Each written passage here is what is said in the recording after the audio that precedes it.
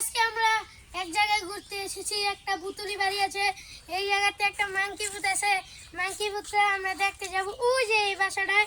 এখন যাব আমরা, দেখা যাক গাইস, দেখা যাক এই বাসায় মাংকি ভূত আছে গাইস। দেখা যাক গাইস, দেখা যাক। ভাই ভাই ভূত কই গেল ভাই? গাইস ভূত গেছে গা ভাই, অদৃশ্য হয়েছে গা গাইস। ভূত গেছে গা, অদৃশ্য হয়ে গেছে গা গাইস।